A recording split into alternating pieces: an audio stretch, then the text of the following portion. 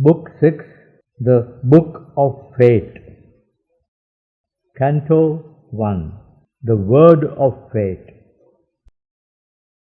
In silent bounds bordering the mortal's range, crossing a wide expanse of brilliant peace, Narad, the heavenly sage from paradise, came chanting through the large and lustrous air. Attracted by the golden summer earth that lay beneath him like a glowing bowl, tilted upon a table of the gods, turning as if moved round by an unseen hand to catch the warmth and blaze of a small sun, he passed from the immortal's happy paths to a world of toil and quest and grief and hope, to these rooms of the seesaw game of death with life. Across an intangible border of soul space, he passed from mind into material things, amid the inventions of the inconscient self and the workings of a blind somnambulist force.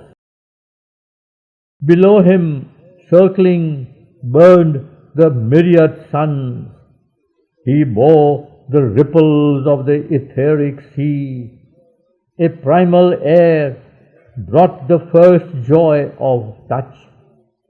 A secret spirit drew its mighty breath, contracting and expanding this huge world in its formidable circuit through the void. The secret might of the creative fire displayed its triple power to build and form, its infinitesimal wave sparks weaving dance, its nebulous units grounding shape and mass, magic foundation and pattern of a world, its radiance bursting into the light of stars. He felt a sap of life, a sap of death, into solid matter's dense communion, plunging, and its obscure oneness of forms he shared with a dumb spirit identity. He beheld the cosmic being at his task. His eyes measured the spaces, gauged the depths. His inner gaze, the movements of the soul. He saw the eternal labor of the gods and looked upon the life of beasts and men. A change now fell upon the singer's mood. A rapture and a pathos moved his voice. He sang no more of light that never wanes, and oneness and pure everlasting bliss. He sang no more the deathless heart of love. His chant was a hymn of ignorance and fate. He sang the name of Vishnu and the birth and joy and passion of the mystic world, and how the stars were made and life began, and the mute region stirred with the throb of a soul. He sang the inconscient and its secret self, its power omnipotent, knowing not what it does, all shaping without will or thought or sense, its blind, unerring, occult mystery, and darkness yearning towards the eternal light, and love that broods within the dim abyss and waits the answer of the human heart, and death that climbs to immortality. He sang of the truth that cries from night's blind deeps, and the mother wisdom hid in nature's breast, and the idea that through her dumbness works, and the miracle of her transforming hands, of life that slumbers in the stone and sun, and mind subliminal in mindless life, and the consciousness that wakes in beasts and men. He sang of the glory and marvel still to be born, of Godhead throwing off at last its veil, of bodies made divine and life made bliss, immortal sweetness clasping immortal might, heart sensing heart, thought looking straight at thought, and the delight when every barrier falls, and the transfiguration and the ecstasy. And as he sang, the demons wept with joy, foreseeing the end of their long dreadful task, and the defeat for which they hoped in vain, and glad release from their self-chosen doom, and return into the one from whom they came. He who has conquered the immortal seats came down to men on earth, the man divine. As darts a lightning streak, a glory fell, nearing until the rapt eyes of the sage looked out from luminous cloud, and strangely limbed, his face a beautiful mask of antique joy, appearing in light, descended where arose King Aswapati's palace to the winds in Madra, flowering up in delicate stone. There welcomed him the sage and thoughtful king, at his side a creature beautiful, passionate, wise, aspiring like a sacrificial flame, skyward from its earth's heat through luminous air, queen-browed, the human mother of Savitri.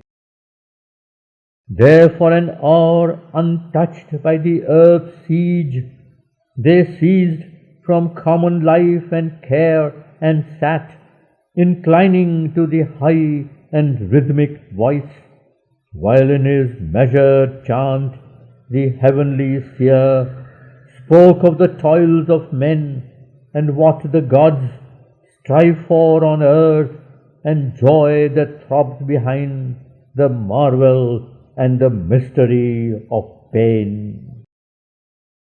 He sang to them of the lotus heart of love, with all its 1,000 luminous buds of truth, which quivering sleeps, veiled by apparent things.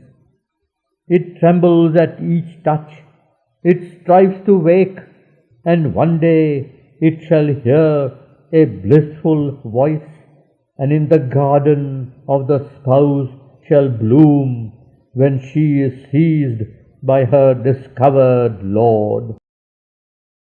A mighty shuddering coil of ecstasy crept through the deep heart of the universe. Out of her matter's stupor, her mind's dreams, she woke, she looked upon God's unveiled face. Even as he sang, and rapture stole through earth's time, and caught the heavens, came with a call of hooves, as of her swift heart hastening Savitri. Her radiant tread glimmered across the floor. A happy wonder in her fathomless gaze, changed by the halo of her love she came, her eyes rich with a shining mist of joy, as one who comes from a heavenly embassy, discharging the proud mission of her heart, one carrying the sanction of the gods. To her love and its luminous eternity. She stood before her mighty Father's throne, and eager for beauty on discovered earth, transformed and new in her heart's miracle light, saw like a rose of marvel worshipping the fire-tinged sweetness of the Son of Heaven. He flung on her his vast, immortal look. His inner gaze surrounded her with its light, and raining back knowledge from his immortal lips, he cried to her, "Who is this that comes, the bride, the flame-born, and round her illumined head, pouring their lights, her hymeneal pomps move flashing about her?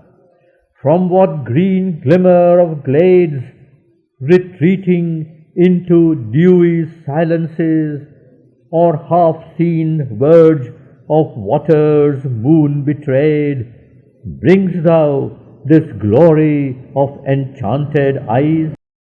Earth has gold-hued expanses, shadowy hills that cowl their dreaming phantom heads in night, and guarded in a cloistral joy of woods, screened banks sink down into felicity, seized by the curved, incessant, yearning hands and ripple passion of the upgazing stream.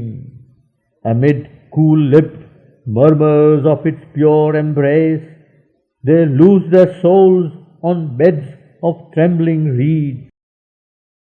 And all these are mysterious presences in which some spirit's immortal bliss is felt, and they betray the earth-born heart to joy. There hast thou paused, and marvelling borne eyes unknown, or heard a voice that forced thy life to strain its rapture through thy listening soul? Or if my thought could trust this shimmering gaze, it would say, thou hast not drunk from an earthly cup, but stepping through azure curtains of the noon, thou wast surrounded on a magic verge in brighter countries than man's eyes can bear. Assailed by trooping voices of delight, and seized mid a sunlit glamour of the boughs, in fairy woods led down the gleaming slopes of Gandha Madan, where the Apsaras roam, thy limbs have shared the sports which none has seen, and in God haunts thy human footsteps strayed, thy mortal bosom quivered with God's speech, and thy soul answered to a word unknown. What feet of gods, what ravishing flutes of heaven, have thrilled high melodies round from near and far, approaching through the soft and revelling air, which still surprised thou hearest. They have fed thy silence on some red, strange, ecstasied fruit, and thou hast trod the dim moon peaks of bliss. Reveal, O winged with light, whence thou hast flown, hastening bright-hued through the green tangled earth, thy body rhythmical with the spring bird's call. The empty roses of thy hands are filled only with their own beauty and the thrill of a remembered clasp, and in thee glows a heavenly jar, thy firm, deep honeyed heart, new brimming with a sweet and nectarous wine. Thou hast not spoken with the kings of pain, life's perilous music rings yet to thy ear, far melodied rapid and grand as centaur's song, or soft as water plashing mid the hills, or mighty as a great chant of many winds. Moon bright, thou livest in thy inner bliss. Thou comest like a silver deer through groves of coral flowers and buds of glowing dreams, or fleest like a wind goddess through leaves, or roamst, O ruby-eyed and snow-winged dove, flitting through thickets of thy pure desires in the unwounded beauty of thy soul. These things are only images to thy earth, but truest truth of that which in thee sleeps. For such is thy spirit, a sister of the gods, thy earthly body lovely to the eyes, and thou art kin in joy to heaven's sons. O thou who hast come to this great perilous world, now only seen through the splendor of thy dreams, where hardly love and beauty can live safe, thyself a being dangerously great, a soul alone in a golden house of thought, has lived walled in by the safety of thy dreams.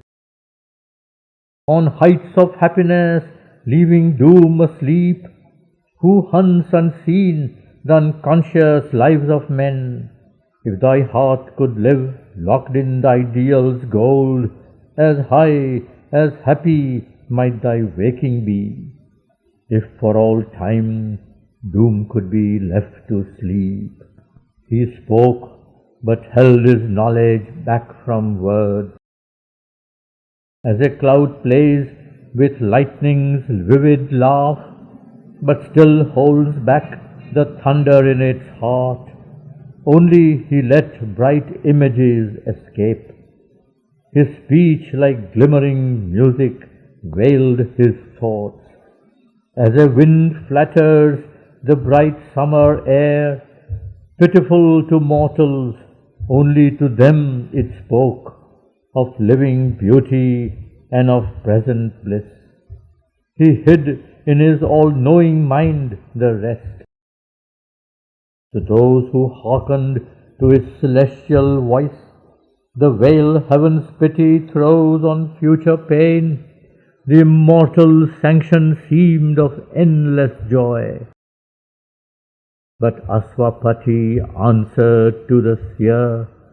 His listening mind had marked the dubious close, an ominous shadow felt behind the words, but calm like one who ever sits facing fate, here mid the dangerous contours of earth's life, he answered covert forth with guarded speech.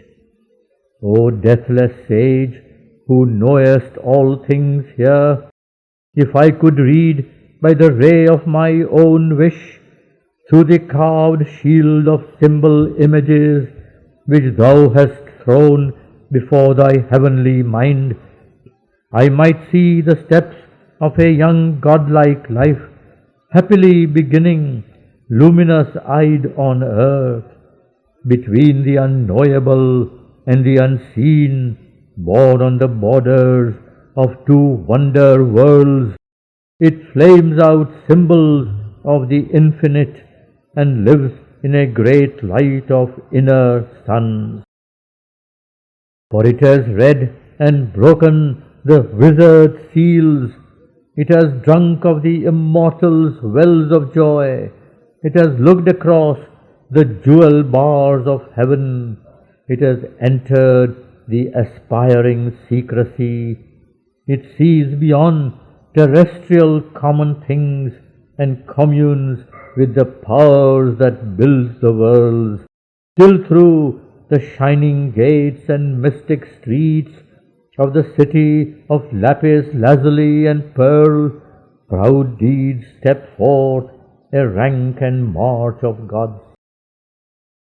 Although in pauses of our human lives, earth keeps for man some short and perfect hours, when the inconstant tread of time can seem the eternal moment which the deathless live, yet rare that touch upon the mortal's world. Hardly a soul and body here are born in the fierce, difficult movement of the stars, whose life can keep the paradisal note, its rhythm repeat the many-toned melody, tirelessly throbbing through the rapturous air, caught in the song that sways the Apsara's limbs when she floats gleaming like a cloud of light, a wave of joy on heaven's moonstone floor. Behold this image cast by light and love, a stanza of the ardor of the gods, perfectly rhymed, a pillared ripple of gold, her body like a brimmed pitcher of delight, shaped in a splendor of gold-colored bronze, as if to seize earth's truth of hidden bliss. Dream-made, illumined mirrors are her eyes, draped subtly in a slumberous fringe of jet, retaining heaven's reflections in their depths.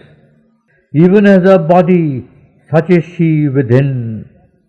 Heaven's lustrous mornings gloriously recur, like drops of fire upon a silver page, in her young spirit yet untouched with tears.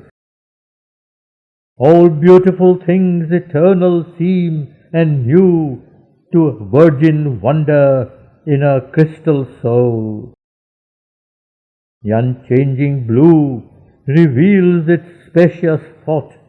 Marvelous the moon floats on through wondering skies.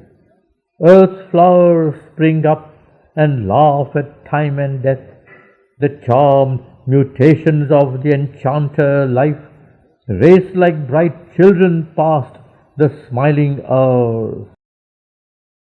If but this joy of life could last, not pain throw its bronze note into her rhythm days. Behold her, singer with the prescient gaze, and let thy blessing chant that this fair child shall pour the nectar of a sorrowless life around her from a lucid heart of love. Heal with her bliss the tired breast of earth, and cast like a happy snare felicity. As grows the great and golden bounteous tree, flowering by Alakananda's murmuring waves, where with enamored speed the waters run, lisping and babbling to the splendor of morn, and cling with lyric laughter round the knees of heaven's daughters, dripping magic rain, pearl bright from moon gold limbs and cloudy hair. So are her dawns like jeweled leaves of light, so casts she her felicity on men. A flame of radiant happiness she was born, and surely will that flame set earth alight. Doom surely will see her pass and say no word, but too often here the careless mother leaves her chosen in the envious hands of fate. The harp of God falls mute, its call to bliss, discouraged fails mid earth's unhappy sounds. The strings of the siren ecstasy cry not here, or soon are silenced in the human heart. Of sorrow's songs we have enough. Bid once her glad and griefless days bring heaven here. Or must fire always test the great of soul along the dreadful causeway of the gods, armored with love and faith and sacred joy, a traveller to the Eternal's house, once let unwounded pass a mortal life. But Narad answered not, silent he sat, knowing that words are vain and fate is Lord. He looked into the unseen with seeing eyes, then dallying with the mortal's ignorance, like one who knows not, questioning, he cried, on what high mission went her hastening wheels? Whence came she with this glory in her heart and paradise made visible in her eyes? What sudden God has met? What face supreme? To whom the king, the red Asoka, watched her going forth, which now Caesar returned.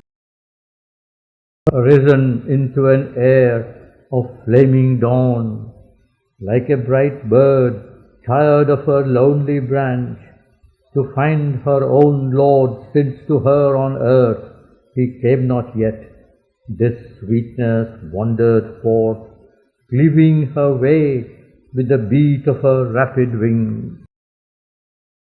Led by a distant call, her vague swift flight threaded the summer moons and sunlit land. The happy rest her burden lashes keep, and these charmed guardian lips hold treasured still. Virgin who comest perfected by joy, reveal the name thy sudden heartbeats learn. Whom hast thou chosen kingliest among men? And Savitri answered with her still calm voice, as one who speaks beneath the eyes of fate, Father and King, I have carried out thy will. One whom I sought, I found in distant lands. I have obeyed my heart, I have heard its call. On the borders of a dreaming wilderness, mid Shalva's giant hills and brooding woods, in his thatched hermitage Dumatsena dwells, blind exiled outcast, once a mighty king. The son of Dumatsena, Satyavan, I have met on the wild forest's lonely verge. My father, I have chosen, this is done. Astonished, all sat silent for a space. Then Aswapati looked within and saw a heavy shadow float above the name, chased by a sudden and stupendous light.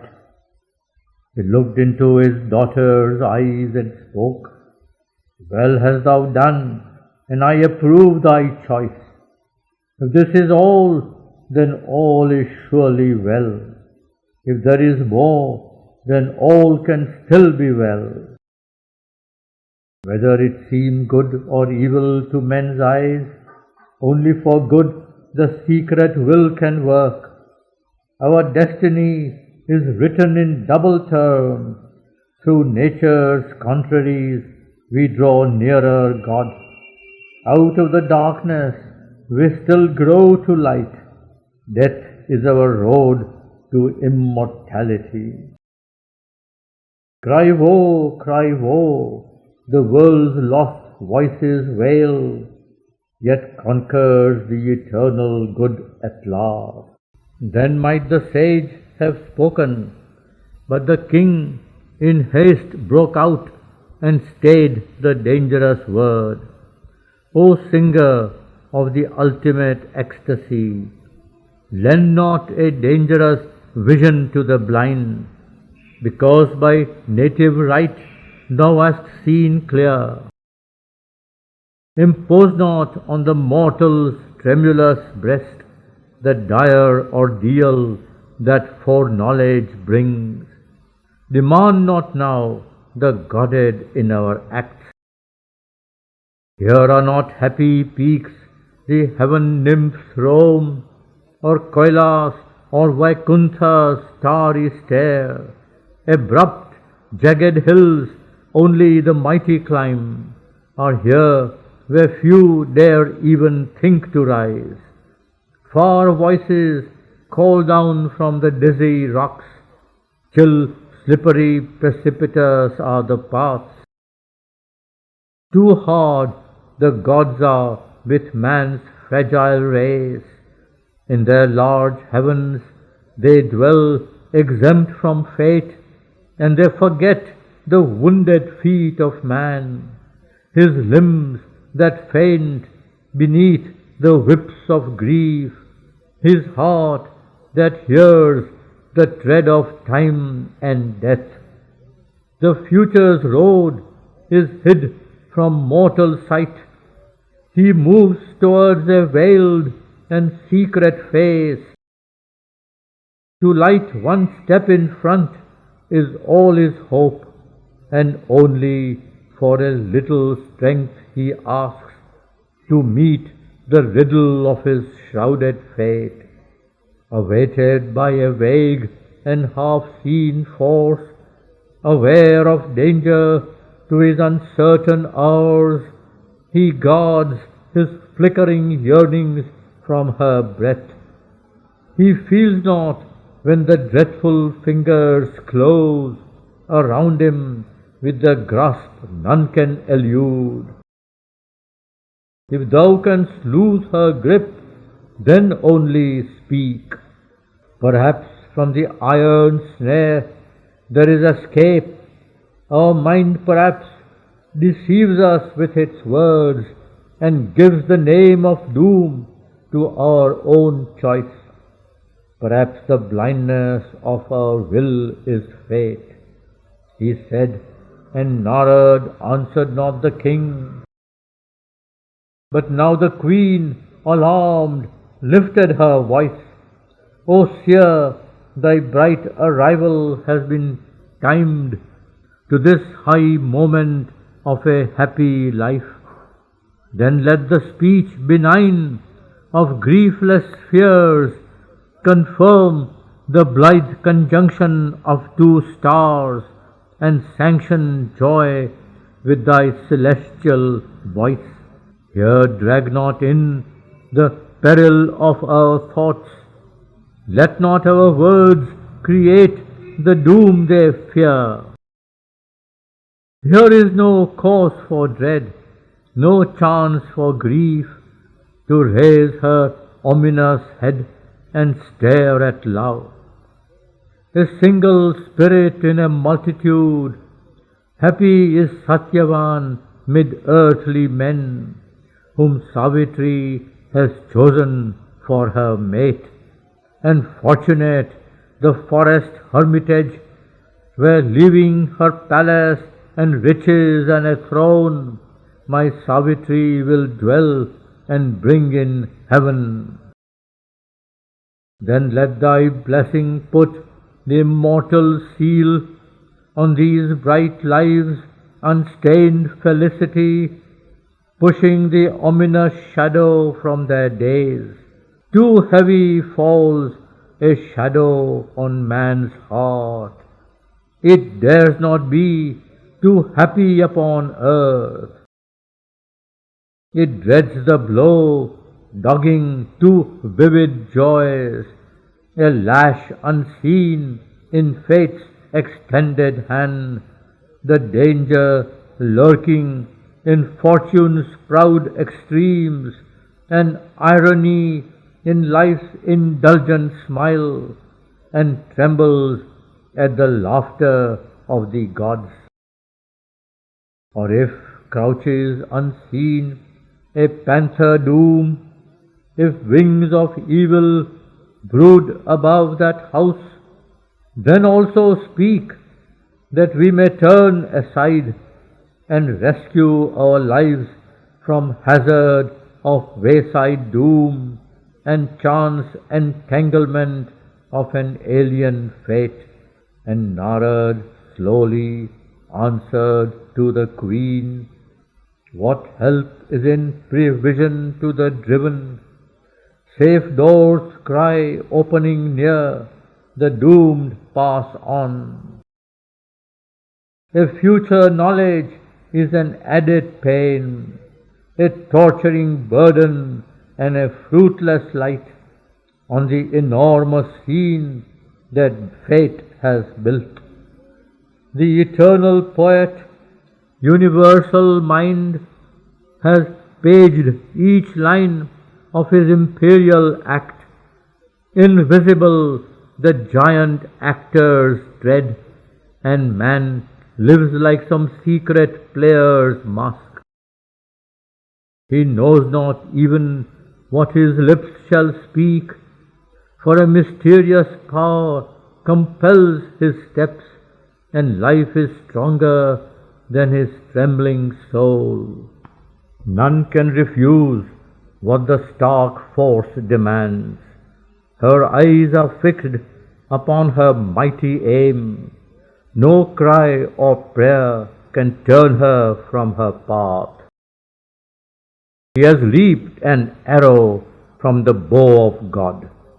His words were theirs who live unforced to grieve, and help by calm the swaying wheels of life, and the long restlessness of transient things, and the trouble and passion of the unquiet world. As though her own bosom were pierced, the mother saw the ancient human sentence strike her child. Her sweetness that deserved another fate, only a larger measure given of tears. Aspiring to the nature of the gods, a mind proof armored, mailed in mighty thoughts, a will entire couchant behind wisdom's shield, though to still heavens of knowledge she had risen, though calm and wise and Aswapati's queen, human was she still and opened her doors to grief. The stony-eyed injustice she accused of the marble godded of inflexible law, nor sought the strength extreme adversity brings to lives that stand erect and front the world power. Her heart appealed against the impartial judge, taxed with perversity the impersonal one. Her tranquil spirit she called not to her aid, but as a common man beneath his load grows faint and breathes his pain in ignorant words, so now she arraigned the world's impassive will. What stealthy doom has crept across her path, emerging from the dark forest's sullen heart? What evil thing stood smiling by the way and wore the beauty of the Shalva boy? Perhaps he came an enemy from her past, armed with a hidden force of ancient wrongs, himself unknowing and Caesar unknown. Here dreadfully entangled love and hate meet us blind wanderers mid the perils of time. Our days are links of a disastrous chain. Necessity avenges casual steps. Old cruelties come back unrecognized. The gods make use of our forgotten deeds. Yet all in vain the bitter law was made. Our own minds are the justicers of doom. For nothing have we learned, but still repeat our stark misuse of self and others' souls.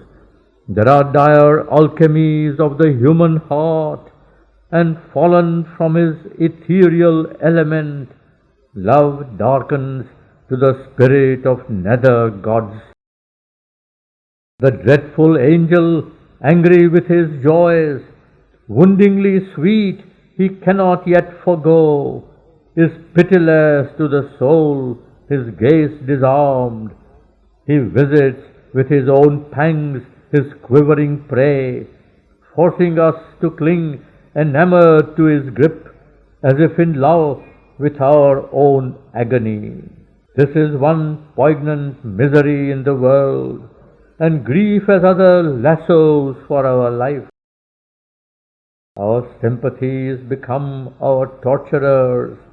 Strength have I my own punishment to bear, knowing it just, but on this earth perplexed, smitten in the sorrow of scourged and helpless things, often it feigns to meet other suffering eyes. We are not as the gods who know not grief and look impassive on a suffering world. Calm they gaze down on the little human scene and the short-lived passion crushing mortal hearts. An ancient tale of woe can move us still. We keep the ache of breasts that breathe no more.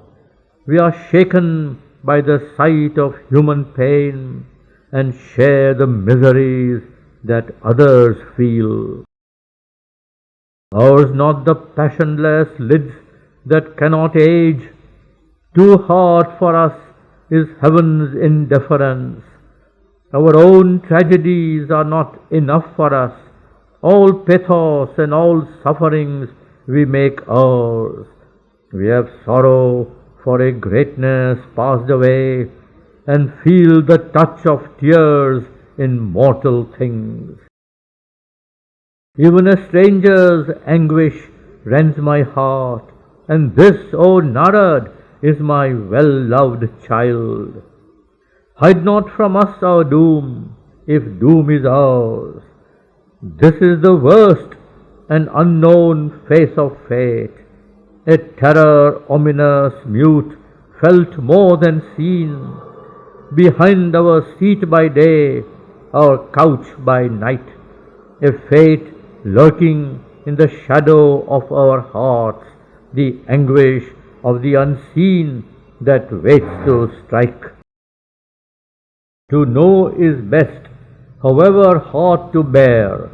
Then cried the sage, piercing the mother's heart, forcing to steal the will of Savitri. His words set free the spring of cosmic fate. The great gods use the pain of human hearts as a sharp axe to hew the cosmic road. They squander lavishly men's blood and tears for a moment's purpose in their fateful work. This cosmic nature's balance is not ours, nor the mystic measure of her need and use. A single word lets loose vast agencies. A casual act determines the world's fate. So now he set free destiny in that hour. The truth thou hast claimed, I give to thee the truth. A marvel of the meeting earth and heavens is he whom Savitri has chosen mid men.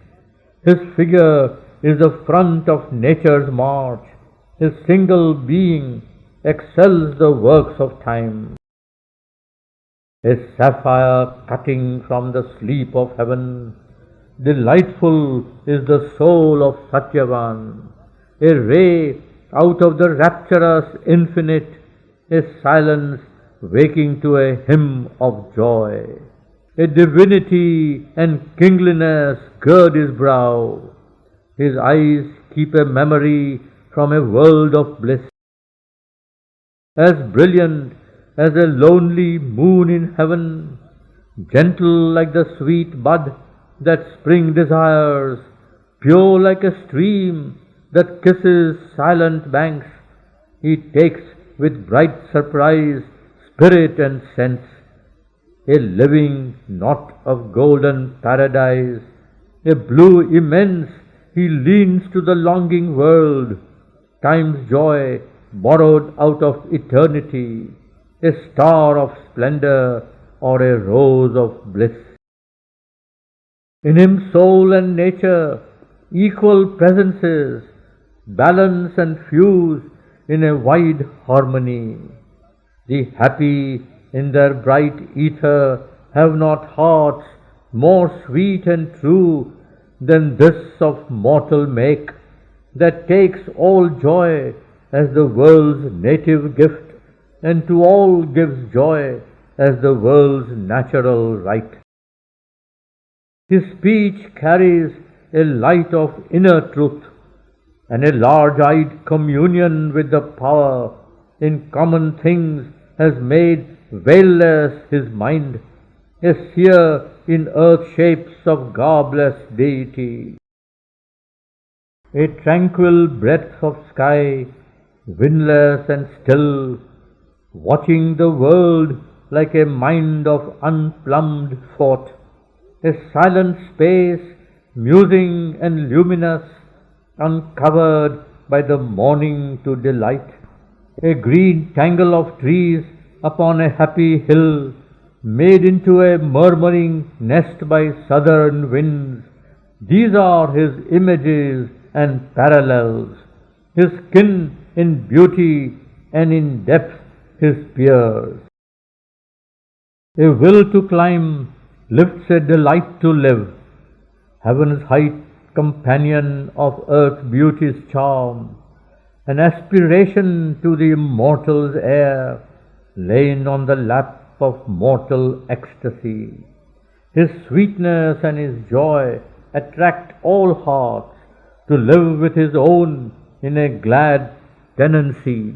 His strength is like a tower built to reach heaven, a godhead quarried from the stones of life.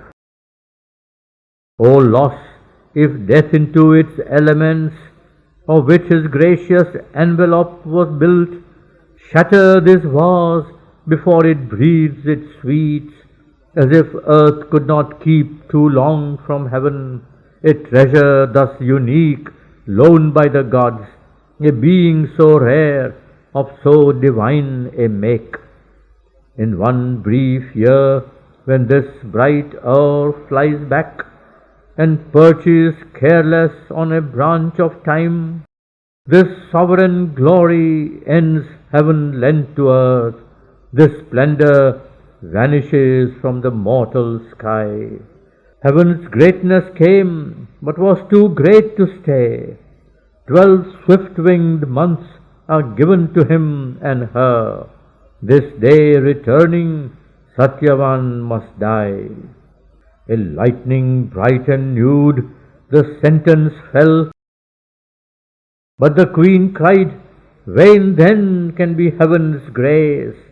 Heaven mocks us with the brilliance of its gifts, for death is a cupbearer of the wine of too brief joy held up to mortal lips for a passionate moment by the careless gods.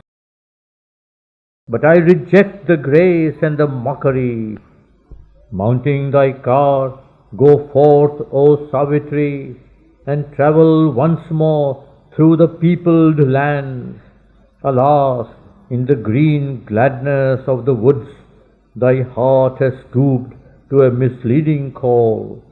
Choose once again and leave this fated head. Death is the gardener of this wonder tree. Love's sweetness sleeps in his pale marble hand. Advancing in a honeyed line but closed, a little joy would buy too bitter an end. Plead not thy choice, for death has made it vain. Thy youth and radiance were not born to lie, a casket void dropped on a careless soil. A choice less rare may call a happier fate. But Savitri answered from her violent heart. Her voice was calm, her face was fixed like steel. Once my heart chose, and chooses not again. The word I have spoken can never be erased. It is written in the record book of God.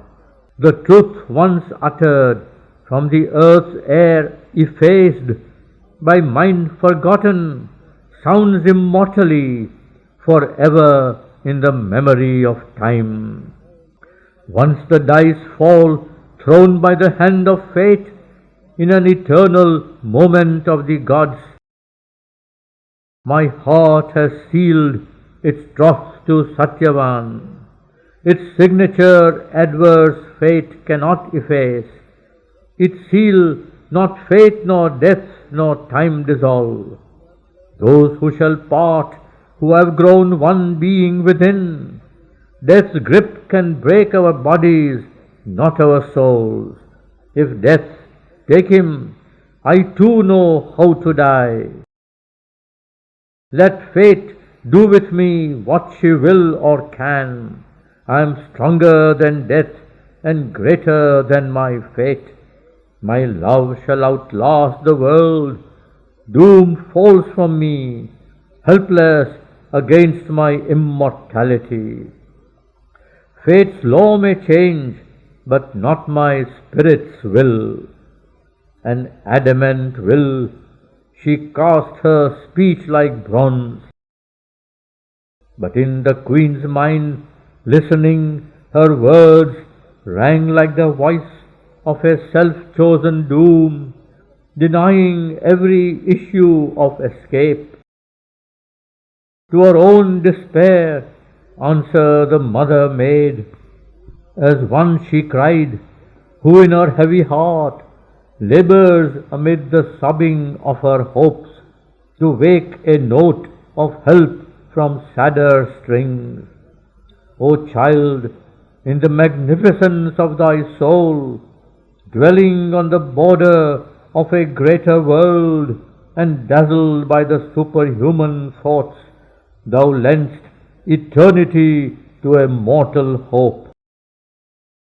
Here on this mutable and ignorant earth, who is the lover and who is the friend? All passes here, nothing remains the same. None is for any on this transient globe. He whom thou lovest now, a stranger came, and into a far strangeness shall depart. His moments part once done upon life's stage, which for a time was given him from within. To other scenes he moves and other players, and laughs and weeps mid faces new, unknown. The body thou hast loved is cast away amidst the brute, unchanging stuff of worlds to indifferent mighty nature, and becomes crude matter for the joy of others' lives. But for our souls upon the wheel of God, forever turning, they arrive and go, married and sundered in the magic round of the great dancer of the boundless dance. Our emotions are but high and dying notes of his wild music, changed compellingly by the passionate movements of a seeking heart in the inconstant links of hour with hour. To call down heaven's distant answering song, to cry to an unceased bliss is all we dare. Once seized, we lose the heavenly music sense. Too near, the rhythmic cry has fled or failed. All sweetnesses are baffling symbols here. Love dies before the lover in our breast. Our joys are perfumes in a brittle vase. Oh, then what wreck is this upon time's sea, to spread life's sails to the hurricane desire, and call for pilot the unseeing heart. O child, wilt thou proclaim, wilt thou then follow against the law that is the eternal will, the autarky of the rash Titan's mood, to whom His own fierce will is the one law in a world where truth is not, nor light, nor God. Only the gods can speak what now thou speakst. Thou who art human, think not like a god, for man below the god, above the brute, is given the calm reason as his guide. He is not driven by an unthinking will, as are the actions of the bird and beast. He is not moved by stark necessity, like the senseless motion of inconscient things. The giants and the titans' furious march climbs to usurp the kingdom of the gods, or skirts the demon magnitudes of hell. In the unreflecting passion of their hearts, they dash their lives against the eternal law, and fall and break by their own violent mass.